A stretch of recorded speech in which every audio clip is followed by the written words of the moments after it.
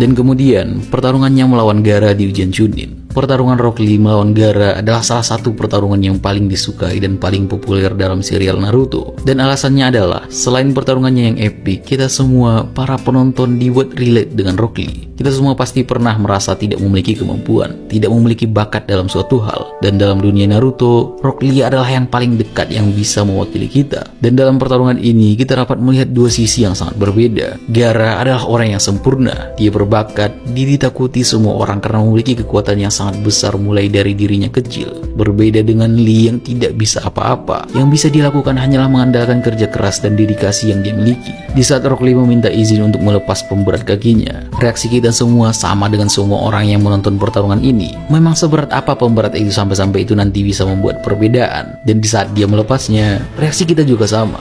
Di saat itu terlepas, Lee menunjukkan kecepatannya, kecepatan yang dapat menembus perlindungan sempurna milik Gaara. Di sini dia memperlihatkan hasil jerih payahnya. Dan ketika Rock Lee mampu membuka gerbang keempat dari Hachimon Tonku, Kakashi terlihat sangat terkejut sampai-sampai ia berpikir bahwa Rock Lee adalah seorang jenius. Dan di saat dia membuka gerbang kelima, disitulah kita melihat bahwa dia rela membuat hidupnya dalam bahaya, rela membuat masa depannya dalam bahaya demi bisa memenangkan pertarungan ini. Inilah yang disebut dengan determinasi. Inilah yang namanya mencoba mencapai mimpi. Dan di saat dia sudah hampir tidak sadarkan diri, dengan kaki yang hampir hancur, dia tetap berdiri dan bersiap membuat hidupnya dalam risiko demi mengalahkan Gaara. Meskipun pada akhirnya Rock Lee tetap kalah, tetapi kita tetap merasa kagum dan menaruh hormat kepadanya. Dari awal, Rock Lee ingin membuktikan bahwa dia juga bisa menjadi shinobi yang hebat, walaupun dia tidak bisa menguasai ninjutsu maupun genjutsu. Dan di scene ini, dia bisa. Gaara adalah orang yang tidak bisa disentuh, tidak ada yang bisa melewati pertahanan absolut miliknya. Dan Gaara adalah orang yang sangat ditakuti, bahkan dia ditakuti oleh saudaranya sendiri. Dan ketika Rock Lee melawannya, dia tidak menunjukkan rasa takut sedikit pun.